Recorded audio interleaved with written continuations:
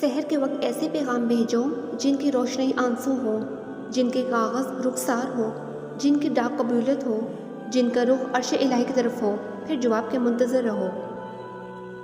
جب سجدہ میں جاؤ تو اللہ تعالیٰ کو چپکے راز بتاؤ، وہ ظاہر اور چھپے سب کچھ جانتا ہے۔ اپنے پڑوسی کو نہ بتانا، کیونکہ محبت کے اسرار فاش نہیں کیے جاتے۔ لوگوں میں حاسد اور خیر خواہ سبھی ہوتے ہیں۔ جو تقدیر میں لکھا ہے ہو کر رہے گا، موت آنا لازمی ہے۔ روزی لکھی ہوئی ہے، لہٰذا حسن و ملال کیوں؟ مرض ہو یا فکر یا مصیبت، سب کا اجر ملے گا، تو پھر فکر کی کیا بات؟ سحر کے وقت بیٹھو، اپنے ہاتھ پھیلاؤ، آنکھوں کو چھوڑ دو اور کہو، اے رب جلیل، تھوڑی سی پونجی لے کر حاضر ہوں، پوری تول دے۔ دنیا میں مسافر کی طرح رہو، روٹی کا ایک ٹکڑا، پانی کا ایک گھونٹ، ایک چادر، چند دن اور راتیں، یہی زندگانی ہے۔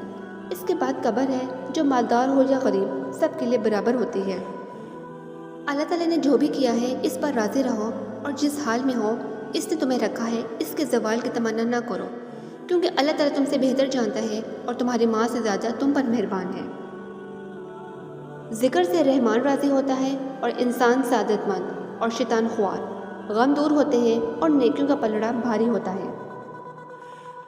جب دل خوبصورت ہو تو وہ فجر کو چشمہ، رات کو دوست اور جھونپڑے کو بھی محل سمجھے گا۔ علم کے سمندر میں تیرنے والے بچوں کو کشتی مت بناؤ کہ وہ تمہارے دھکیلنے ہی سے چلیں، بلکہ انہیں اپنی ذاتی طاقت سے تیرنا سکھاؤ۔ جو لوگ ناممکنات کی طرف جاتے ہیں ہمیشہ ناخوش اور غمگین رہتے ہیں۔ ہر چیز انسان کو سمجھ میں نہیں آ سکتی۔ انسان زندہ ہونے کے باوجود زندگی کو نہیں سمجھ سکا، پھر وہ مرے بغیر موت کو کیسے سمجھ سکتا ہے؟ لوگ سمجھتے ہیں کہ بت صرف پتھر کی مورتی کا نام ہے، لیکن ہر وہ چیز جو آپ کے دل میں اللہ تعالیٰ سے زیادہ اہمیت اختیار کر جائے، وہی آپ کا بت ہے۔ خدا کے علاوہ ہر شے کو چھوڑ کر خود کو فنا کرنے کا نام تصوف ہے۔ جو شخص کسی گمراہ سے ہدایت طلب کرتا ہے، وہ راہ ہدایت سے دور ہو جاتا ہے۔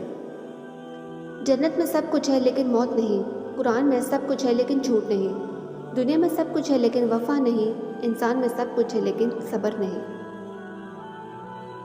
فرمائے کہ خدا کی یاد کا مفہوم اپنے نفس کو فراموش کر دینا ہے، اور جو شخص خدا کو خدا کے ذریعے شناخت کرتا ہے وہ زندہ جاوید ہے، لیکن جو اپنے نفس کے ذریعے خدا کو پہچاننے کی صحیح کرتا ہے وہ فانی ہے۔ فرمایا کہ قلب عارف اس شمع کی طرح ہے جو فانوس کے اندر سے ہر سمت اپنا نور پھیلاتی رہتی ہے، اور جس کو یہ مقام حاصل ہو گیا اس کو تاریکی کا خطرہ نہیں رہتا۔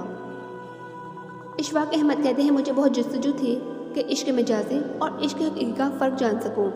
ایک دن ابو جان نے بتایا، اپنی انا کو ایک شخص کے سامنے ختم کرنے کا نام عشق مجازی ہے، اور اپنی انا کو سب کے سامنے ختم کرنے کا نام عشق حقیقی ہے۔ صوفی وہ ہے جس نے اپنے نفس کو پہچان لیا ہو اور اسے رب کے در پر لا کر رکھ دیا۔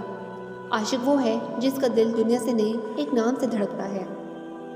صوفی وہ ہے جس نے انا کی گرد جھاڑ دی، دل کو خالی کیا ہو تاکہ نور اتر سکے۔ عاشق وہ ہے جس کی نیند دعا میں بدل جائے۔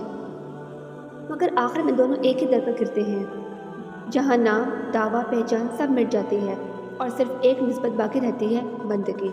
عاشق وہ ہے جو مانگتا کم ہے اور جلتا زیادہ ہے، کیونکہ اسے عطا سے زیادہ عطا کرنے والا چاہیے۔ عاشق جلتا ہے، صوفی چکھتا ہے۔ عاشق تڑپ میں رب کو پکارتا ہے، صوفی سکوت میں رب کو پا لیتا ہے۔ عاشق کا دل آگ ہے، صوفی کا دل آئینہ، ایک جل کر صاف ہوتا ہے، دوسرا صاف ہو کر جلوہ دیکھتا ہے۔